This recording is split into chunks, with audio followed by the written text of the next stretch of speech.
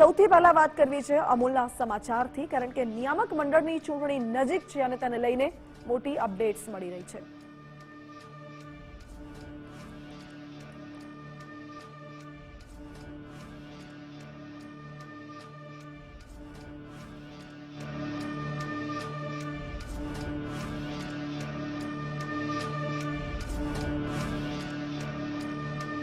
તો અમૂલ નિયામક મંડળની ચૂંટણીમાં ભાજપ સંગઠન સક્રિય થયું છે. નિયામક મંડળની ચૂંટણીમાં સભ્યોને મેન્ડેટ આપવાની કવાયત તેજ થઈ છે.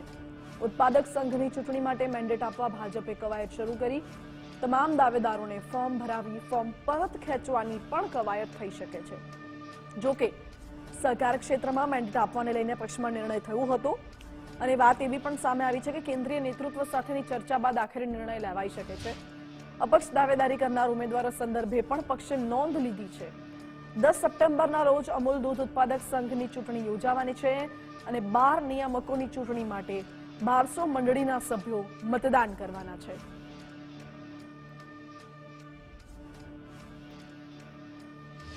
ઠેકેદારો બે અને પપ્પુભાઈના માણસે ઉલ્લર કર્યું ફોર્મ ભરવા જતા ટેકો દરખાસ્ત મિસાઈ નતા કરવા દેતા અને રૂપિયા 7 લાખ આલે એક સભ્યને એવું કહેવા માંગે. તમને કોઈ ચેરમેન ના મને તો કોઈને નહીં આપે. હું તો જાતે ઉમેદવાર હું. રૂપિયા પપ્પુભાઈ આપે 7 લાખ રૂપિયા એક ચેરમેન દીઠને એવું કર્યું છે. એટલા મારા ઠેકેદારના દરખાસ્ત વાળાના દબોન કરતા હતા, મારતા હતા. ફોર્મ ભર્યું મેં બાલાસિનોર ફોર્મ ભર્યું. ખેડા જિલ્લા સહકારી દૂધ ઉત્પાદક સંઘ એટલે કે અમૂલના નિયામક મંડળની ચૂંટણીની ફોર્મ ભરવાની પ્રક્રિયા ચાલી રહી છે, જેનો આજે અંતિમ દિવસ છે. અંતિમ દિવસે જે પ્રમાણે વાત કરવામાં આવે તો બાલાસિનોર બેઠક પરથી એક ઉમેદવાર અહીંયા ફોર્મ ભરવા આવ્યા હતા અને સમગ્ર વિષયને લઈને ખેંચતાણના દ્રશ્યો સર્જાયા હતા.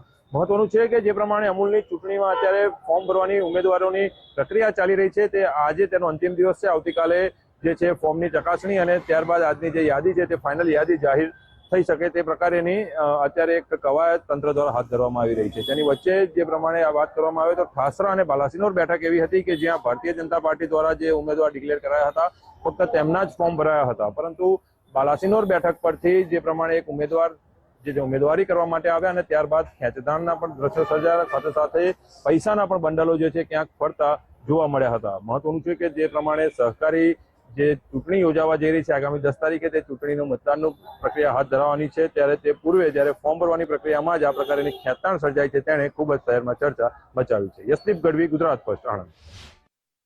એટલે ચર્ચાઓ તો ભારે જાગી છે, કારણ કે આક્ષેપો એવા પણ થઈ રહ્યા છે કે 7 લાખ રૂપિયા આપ્યા હતા. કોણે આપ્યા હતા, કોને આપ્યા હતા, એ તમામ સવાલો છે. જોકે ઉમેદવારી ફોર્મ ભરવાનો આજે અંતિમ દિવસ છે અને એ પહેલા ઉમેદવારી ફોર્મ ભરવા આવેલા ઉમેદવારો સાથે ધક્કામુક્કીના દ્રશ્યો પણ આપ સ્ક્રીન ઉપર જોઈ રહ્યા છો. રાજેશ પાઠક સામે ફોર્મ ભરવા આવેલા ઉમેદવાર સાથે ધક્કામુક્કી થઈ. સ્થાનિક પોલીસે કલેક્ટર કચેરીમાં સ્થિતિ પર કાબુ મેળવી લીધો હતો. જોકે ભાજપથી નારાજ કાર્યકર ઉમેદવારી કરવા આવતા મામલો બિચક્યો હતો. હવે મામલો હજુ પણ ગરમાયેલો છે, કારણ કે રાજકીય કાવા દાવા તો થઈ રહ્યા છે, સાથે જ આક્ષેપોની લડાઈએ પણ જોર પકડ્યું છે. આજ મુદ્દે જાણકારી મેળવીશું. મારી સાથે સંવાદદાતા યશદીપ જોડાઈ ગયા છે. યશદીપ, ફોર્મ ભરવા આવેલા ઉમેદવારો વચ્ચે ધક્કામુક્કી તો થઈ હતી, પરંતુ ભાજપથી નારાજ કાર્યકર એ ઉમેદવારી નોંધાવી એટલા માટે એક તરફ મામલો પણ બીચક્યો છે, બીજી તરફ પક્ષ પણ હવે જે અપક્ષ ઉમેદવારી નોંધાવશે એના ઉપર નજર રાખવાનું છે અને આ વચ્ચે આક્ષેપો થઈ રહ્યા છે કે સભ્યોને 7 લાખ રૂપિયા આપીને વોટ ખરીદવામાં આવે છે. શું આખો મામલો છે, ક્યાં ગૂંચવણ છે? ચોક્કસથી માનસી, જે પ્રમાણે સહકારિતાનું સૌથી મોટું ચૂંટણી કહી શકાય એટલે કે અમૂલ ડેરીના નિયામક મંડળની ચૂંટણી જે છે, આ ચૂંટણીએ ક્યાંક ને ક્યાંક આ વખતે સૌ પ્રથમ વખત સંપૂર્ણ રાજકીય રંગ ધારણ કર્યો હોય તે પ્રકારની પરિસ્થિતિનું સર્જન થયું છે. સૌ પ્રથમ વખત ભારતીય જનતા પાર્ટીએ અમૂલના જે નિયામક મંડળની 12 બેઠકો છે તે 12 બેઠકો પર પોતાના ઉમેદવારોના નામની જાહેરાત કરી છે અને આ સૌ પ્રથમ વખત એવી ઘટના બની છે કે જ્યાં ભારતીય જનતા પાર્ટીના ઉમેદવારોએ પોતાના નામની જાહેરાત કરી છે અને સામે અન્ય કોઈ રાજકીય પક્ષે કોઈ આ પ્રકારની પ્રક્રિયા હાથ નથી ધરી. એટલે કે અમૂલ સર કરવા માટે ભારતીય જનતા પાર્ટીએ જે પ્રમાણેની અત્યારે જોર લગાવ્યું છે ને જે પ્રકારેનું આખું વાતાવરણ ઉભું કર્યું છે તે ક્યાંક ને ક્યાંક જે કહી શકાય કે સહકારિતામાં હવે ભાજપનો દબદબો પુનઃસ્થાપિત કરવા માટે જે પ્રમાણે અત્યારે ભાજપ જોર કરી રહી હોય તે પ્રકારની સ્થિતિ જોવા મળી રહી છે. બેઠકોની વાત કરવામાં આવે તો સૌપ્રથમ ભારતીય જનતા પાર્ટીએ 4 બેઠકો જાહેર કરી હતી જેમાં બાલાસિનોર, વીરપુર, નડિયાદ અને ઠાસરા બેઠકનો સમાવેશ થતો હતો. ત્યારબાદ ક્રમશઃ 7 બેઠકની જાહેરાત કરવામાં આવી અને ત્યારબાદ ગત મોડી રાત્રે ગુલાબસિંહ પડિયારનું બોરસદ બેઠક પરથી નામ જાહેર કરવામાં આવ્યું. આ થઈ ભાજપની વાત. બીજી તરફે સામે જે પ્રકારે કોંગ્રેસ અને અપક્ષ ઉમેદવારો છે તે પણ ક્યાંક ને ક્યાંક પોતાનું જે છે આખું આજે સહકારી માળખું જે છે તે સર કરવા માટે અત્યારે પ્રયત્ન કરતા નજરે પડી રહ્યા છે. સામાન્ય રીતે જે પ્રમાણે અમૂલ જે છે તે એક સહકારી મોડેલ છે જ્યાં રાજકારણને કોઈ સ્થાન નથી, પરંતુ આ વખતની જે ચૂંટણી છે સંપૂર્ણ રાજકીય રીતે રંગાઈ ગયેલી જોવા મળી રહી છે.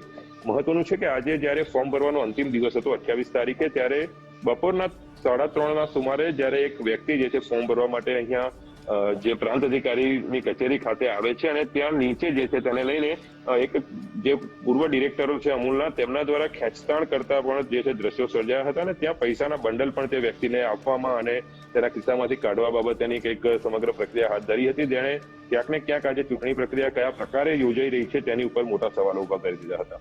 બીજી તરફે જે પ્રમાણે આ સમગ્ર અત્યારે જે ફોર્મની ચકાસણીની પ્રક્રિયા ચાલી રહી છે, આવતીકાલે સંપૂર્ણ જે પ્રકારે વેલિડ ફોર્મ છે તેની જાહેરાત કરવામાં આવશે, પરંતુ દરેક બ્લોક પર અત્યારે રસાકસીનો માહોલ ચોક્કસથી જોવા મળી રહ્યો છે. પરંતુ એક બેઠક એવી છે કે જે ગત વર્ષોમાં પણ કહી શકાય કે બિનહરીફ રીતે ચૂંટાઈ આવતી હતી અને આ વર્ષે પણ તે સ્થિતિ યથાવત રહેવા પામી છે અને તે છે જે રામસિંહ પરમાર કે જે અમૂલના લાંબા સમય સુધી ચેરમેન રહ્યા હતા અને ઠાસરા બ્લોકમાં જે પ્રમાણે આ વખતે રામસિંહ પરમારના પૌત્રવધુ એટલે કે જે અત્યારે ઠાસરામાં ધારાસભ્ય છે યોગેન્દ્રસિંહ પરમાર, તેમના પુત્રવધુ જે છે પ્રીતિબેન પરમાર, તેમના નામની જાહેરાત થઈ છે અને હાલ અત્યાર સુધી જ્યાં સુધી માહિતી પ્રાપ્ત થઈ રહી છે, આજે ફોર્મ ભરવાનો અંતિમ દિવસ હતો પરંતુ ઠાસરામાં પ્રીતિબેન સિવાય કોઈએ પણ ઉમેદવારી નોંધાવી નથી. એટલે કે હવે જ્યારે આની સમગ્ર ચૂંટણી પ્રક્રિયાની ફોર્મ ભરવાની જે પ્રણાલી છે તેનો અંત આવશે, ત્યારબાદ જે છે ઠાસરા બેઠક કદાચ બિનહરીફ જાહેર થાય તે પ્રકારેનું સંપૂર્ણ અત્યારે વાતાવરણ સર્જાયેલું જોવા મળી રહ્યું છે. આ જ પ્રકારની સ્થિતિ બાલાસિનોર બેઠક પર પણ હતી, પરંતુ ત્યાં આજે જ્યારે 3 વાગે એક ઉમેદવાર જે રાજેશ પાઠક છે તેની સામે ફોર્મ ભરવા માટે આવ્યા અને ત્યારબાદ જે છે ખેંચતાણ થઈ.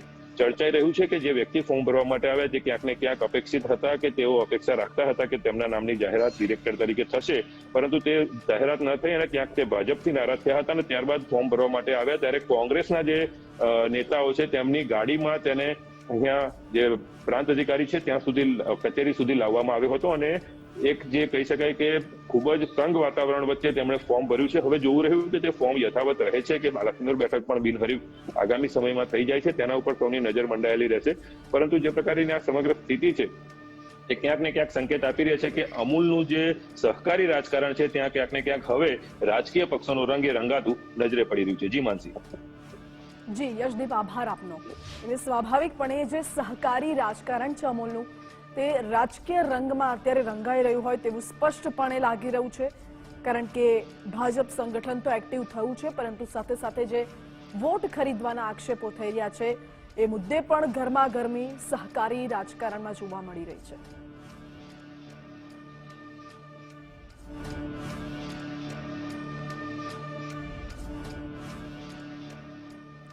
અને સહકારી રાજકારણની સાથે સાથે હવે વાત કરવી છે સૌરાષ્ટ્રના રાજકારણની, કારણ કે સૌરાષ્ટ્રના રાજકારણમાં સૌથી મોટો સળવળાટ એ હાલના સમયમાં જોવા મળી રહ્યો છે. આવું એટલા માટે કહી રહ્યા છે કારણ કે જૂના જોગીઓનો આંતરિક જુસ્સો અત્યારે ચરમસીમા ઉપર પહોંચ્યો છે અને આંતરિક જુસ્સાની વાત કરી રહી છું કે જૂના જોગીઓ જેમને કોરાણે મૂકવામાં આવ્યા હતા એ જૂના જોગીઓ અત્યારે ફરી એકવાર સક્રિય જોવા મળી રહ્યા છે. જેમ કે જવાહર ચાવડા, અરવિંદ રૈયાણી બંને વજૂદ માટે મેદાનમાં આવી ગયા છે. પૂર્વ મંત્રી જવાહર ચાવડા બેરોજગારી દૂર કરવાના પ્રયાસો કરશે. ભાજપ છોડવાના સંકેત બાદ જવાહર ચાવડા પહેલીવાર મેદાનમાં આવ્યા છે. બીજી બાજુ વાત કરવામાં આવે રાજકોટની, તો રાજકોટમાં ગોપાલ ઇટાલિયાની સભા યોજાવાની છે. આમ આદમી પાર્ટીના હવે ધારાસભ્ય બની ચૂક્યા છે વિસાવદરના ગોપાલ ઇટાલિયા, અને ગોપાલ ઇટાલિયાની રાજકોટમાં સભા યોજાય એ પહેલા ભાજપ સંગઠન એક્ટિવ થઈ ગયું છે. લાંબા સમયથી અરવિંદ રૈયાણીની સંગઠનમાં ક્યાંક ને ક્યાંક અવગણના થઈ રહી હોય તેવા દાવાઓ થઈ રહ્યા હતા. જો કે પૂર્વ મંત્રી અને ધારાસભ્ય તરીકે રૈયાણી સક્રિય પણ હતા, પરંતુ હાઈકમાન્ડથી આદેશ આવતા જ અરવિંદ રૈયાણી લાગે છે અત્યારે કે ફરી એકવાર એક્ટિવ થઈ ગયા છે. રામભાઈ મોકરિયાના તાજા વિવાદ વચ્ચે અરવિંદ રૈયાણી અત્યારે ફરી એકવાર એક્ટિવ થઈ ગયા છે. રાજકોટ ભાજપમાં જૂના જોગીઓને મેદાને ઉતારવાનું કામ શરૂ કરવામાં આવ્યું હોય તેવું લાગે છે. સૂત્રો પાસેથી એવી પણ માહિતી છે કે ભાજપે જૂના જોગીઓને મેદાનમાં આવવા માટેનો આદેશ આપ્યો છે. એટલે આ બંને મુદ્દા અત્યારે ખૂબ ચર્ચામાં છે સૌરાષ્ટ્રના રાજકારણને લઈને. સૌથી પહેલા વાત કરી લઈએ જૂનાગઢની, કારણ કે પૂર્વ મંત્રી જવાહર ચાવડા ફરી એકવાર મેદાનમાં આવી ગયા છે. બેરોજગારી દૂર કરવાના અભિયાન અંતર્ગત તેઓ પ્રવાસ કરવાના છે. 1 સપ્ટેમ્બરથી જૂનાગઢ અને સોમનાથનો તેઓ પ્રવાસ કરશે. ખાસ કરીને હોમ ગ્રાઉન્ડ માણાવદર અને વંથલીમાં પ્રવાસની શરૂઆત કરશે. ભાજપ છોડવાના સંકેત છેલ્લા ઘણા સમયથી ફરતા થયા હતા, જોકે ત્યારબાદ જવાહર ચાવડા પહેલીવાર હવે મેદાનમાં આવ્યા છે. વિસાવદરના પરિણામ પછી જવાહર ચાવડાની કમબેકની ચર્ચાઓ અત્યારે તેજ થઈ ગઈ છે. જવાહર ચાવડાએ પોતે શું સંદેશ આપ્યો, શું નિવેદન આપ્યું તે પણ સાંભળો. નમસ્કાર. મને ઘણા ભાઈઓ બહેનો દ્વારા બેરોજગારીને લઈને અલગ અલગ રજૂઆત પડી છે અને સૌની એવી ભાવના છે કે મને રૂબરૂ મળીને તેને રજૂઆત કરવી છે. તમારી લાગણીઓને માન આપીને હું હવે તમારા એટલે કે આપણા વિસ્તારમાં તમને મળવા આવી રહ્યો છું. બેરોજગારીની સમસ્યાને લઈને તમારા પ્રશ્નો સમસ્યાઓ મને જાણવી છે, સમજવી છે અને તમને સાંભળવા છે. આપણી રૂબરૂ મુલાકાતમાં મને તમારા પ્રતિભાવ મુક્ત મને જણાવશો, જેથી સમસ્યાના મૂળ સુધી પહોંચીને નિવારણ કરી શકાય. મારે જૂનાગઢ અને ગીર સોમનાથના તમામ તાલુકા મથક પર જઈને બધાને રૂબરૂ મળવું છે, જેની શરૂઆત માણાવદર વંથલી મેંદરડાથી હું કરીશ. આવતા મહિના એટલે 1, 2 અને 3 સપ્ટેમ્બરના રોજ ત્યાં હું મુલાકાત લઈશ. આપનો આભારી જવાહર ચાવડા.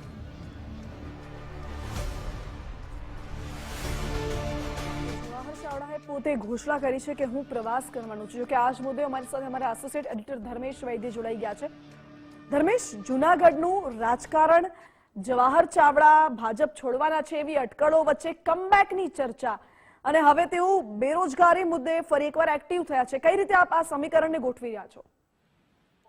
માનસી, કહી શકાય કે માત્ર જૂનાગઢનું નહીં પણ સૌરાષ્ટ્રના રાજકારણમાં જવાહર ચાવડા છેલ્લા મહિનાઓથી એટલે વિસાવદરની ચૂંટણીના પરિણામ પછી વધુ બહાર આવી રહ્યા છે. એમ કેમ પ્રકારે એમણે જે મત કરી હોય કે ન હોય, પણ વિસાવદરના પરિણામ પછી જવાહર ચાવડા એકદમ ચિત્રમાં દેખાઈ રહ્યા છે. બાકી તો ભાજપથી તેઓ છેલ્લા કેટલાય સમયથી નારાજ ચાલી રહ્યા છે. એ અંતર્ગત પોતે પોતાની રીતે સમાજના કોઈ મેળાવડામાં સાથે રહ્યા હોય, અતિથિ તરીકે ગયા હોય, પરંતુ હવે એમને ઘેરે પણ લોકો મળવા આવવાનું ચાલુ થઈ ગયું છે. અને ઉપરાંત 1 સપ્ટેમ્બરથી જે રોજગારી બેરોજગારી વાળી જે વાત છે એ સમસ્યાને લઈને તેઓ અભિયાન છેડી રહ્યા છે. એમાં પોતાનું હોમ ગ્રાઉન્ડ કહી શકાય મેંદરડા, માણાવદર અને આ વિસ્તારમાં તેઓ જવાના છે અને ત્યાં બેરોજગારી સમસ્યા પોતે રૂબરૂ સાંભળશે. અને મતલબ એવો છે કે હવે મેદાનમાં આવ્યા છે.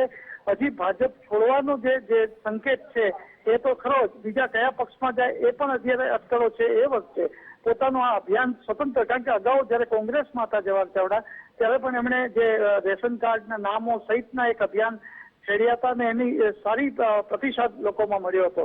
એટલે ફરીથી એક બેરોજગારીનું એક અભિયાન લઈ અને આ સમસ્યા કેમ દૂર થાય બેરોજગારીના પ્રશ્નો માટે તાલુકા મથકે હવે ઘૂમશે જવાહર ચાવડા. એટલે જેને કહેવાય સક્રિય રાજકારણમાં હવે સક્રિય રીતે મેદાનમાં ગ્રાઉન્ડમાં હવે જવાહર ચાવડા આવી રહ્યા છે. એને લઈને રાજકીય રીતે પણ એક ગરમાવો જોવા મળી રહ્યો છે. જી ધર્મેશ, આભાર આપનો. એટલે જવાહર ચાવડા ફરી એકવાર મેદાનમાં તો આવી રહ્યા છે, પરંતુ કેવી રીતે, કયા મુદ્દાઓને લઈને આવી રહ્યા છે એ સૌથી મોટો અત્યારે ચર્ચાનો વિષય બન્યો છે. એક તરફ જૂનાગઢમાંથી જવાહર ચાવડા મેદાનમાં છે, બીજી તરફ રાજકોટમાંથી અરવિંદ રૈયાણી મેદાનમાં આવી ગયા છે. અને હવે તેની વાત કરવી છે, કારણ કે રાજકોટમાં ધારાસભ્ય ગોપાલ ઇટાલિયાની સભા યોજાવાની છે અને પહેલા જ રાજકોટ ભાજપ એક્શન મોડમાં આવી ગયું છે.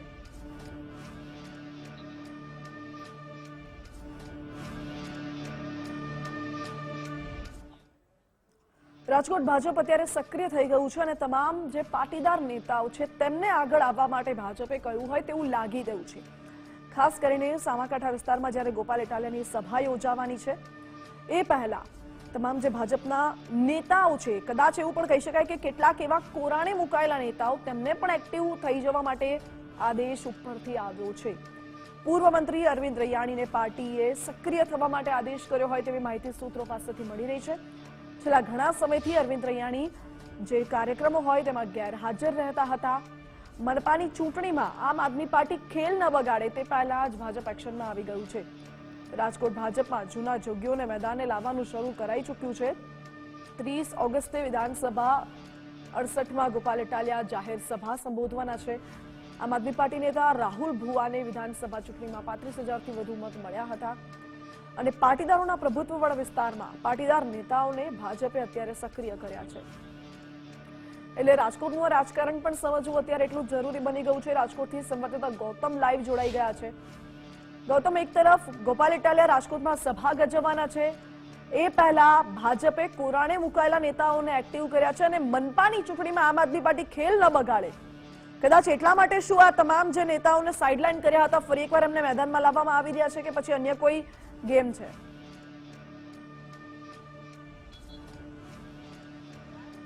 જી ચોક્કસ.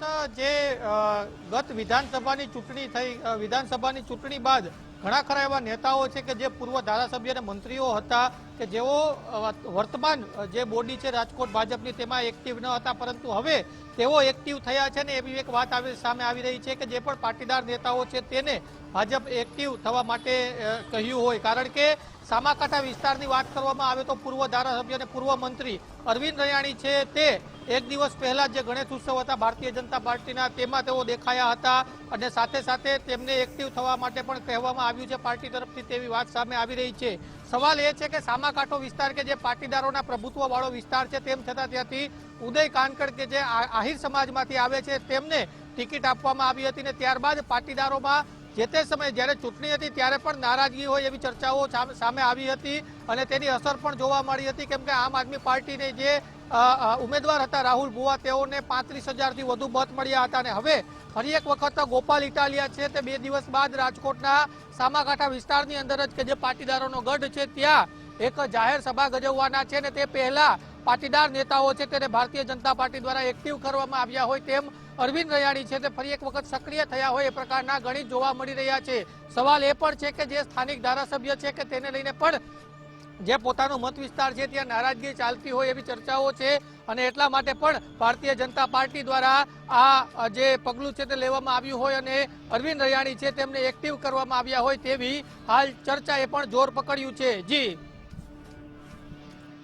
ગૌતમ, એ પણ સવાલ ઉઠી રહ્યો છે કે એક તરફ રાજકોટમાં હાલમાં જે નવો વિવાદ સર્જાયો હતો રામભાઈ મોકરિયાને લઈને, રામભાઈ મોકરિયાના તાજા વિવાદ વચ્ચે અરવિંદ રૈયાણીને એક્ટિવ કરવામાં આવે છે, અન્ય પાટીદાર નેતાઓને પણ આગળ આવવા માટે કહેવામાં આવે છે, તો સમીકરણ અત્યારે શું ગોઠવાઈ રહ્યા છે ત્યાં રાજકોટમાં? ચર્ચાઓ એવી પણ છે જે આમ આદમી પાર્ટી સતત કહેતું આવ્યું છે અને સતત એવી પણ ચર્ચાઓ થઈ રહી છે વિસાવદર વાળી થશે. શું એ બીકથી અત્યારે સોગઠા ગોઠવાઈ રહ્યા છે?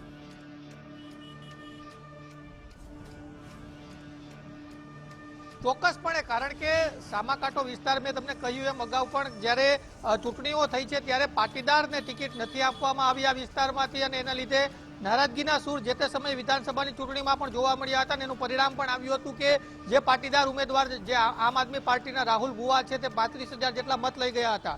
એટલે હવે વાત એવી છે કે ગોપાલ ઇટાલિયા જે વિસાવદરની અંદર જે તેમણે કરી બતાવ્યું છે, પોતે ચૂંટણી જીતી ગયા છે અને હવે તેઓ રાજકોટ આવી રહ્યા છે. રાજકોટ એટલે સૌરાષ્ટ્રનું પાટનગર માનવામાં આવે છે અને જો અહીંયા આમ આદમી પાર્ટી એક્ટિવ થાય અથવા તો આમ આદમી પાર્ટી મજબૂત બને તો તેની અસર સૌરાષ્ટ્રભરમાં પડે અને ભારતીય જનતા પાર્ટી નથી ઈચ્છી રહ્યું કે આ પ્રકારની કોઈ પરિસ્થિતિનું નિર્માણ થાય ને એટલા જ માટે આ જૂના જોગીઓ છે જે પાટીદાર નેતાઓ છે તેને એક્ટિવ કરવામાં આવી રહ્યા છે. બીજી બાજુ જેમ મેં અગાઉ કહ્યું એમ એવી પણ એક વાત છે કે જે સ્થાનિક ધારાસભ્ય છે ઉદય કાનગડ તેને લઈને ભૂતકાળમાં નારાજગીઓ પણ સામે આવી છે ને આ એનું પણ પરિણામ હોઈ શકે છે, પરંતુ હાલ તો જે વાત સામે આવી રહી છે કે રાજકોટમાં જે પાટીદાર સમાજના જૂના જોગીઓ, પૂર્વ મંત્રીઓ અને પૂર્વ ધારાસભ્યો છે તેને ભારતીય જનતા પાર્ટી દ્વારા એક્ટિવ કરી દેવામાં આવ્યા છે. જી ગૌતમ, આભાર આપનો.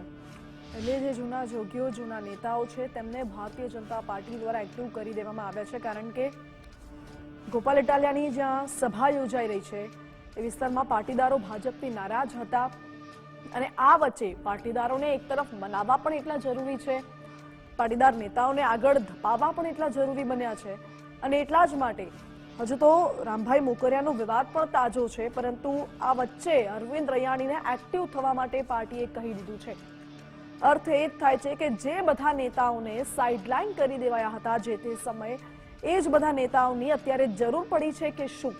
કારણ કે એ જ બધા નેતાઓને અત્યારે આગળ લાવવામાં આવી રહ્યા છે અને અરવિંદ રૈયાણીને તો પાર્ટીએ સક્રિય થવા માટે આદેશ આપ્યો હોય તેવી પણ માહિતી સૂત્રો પાસેથી મળી રહી છે.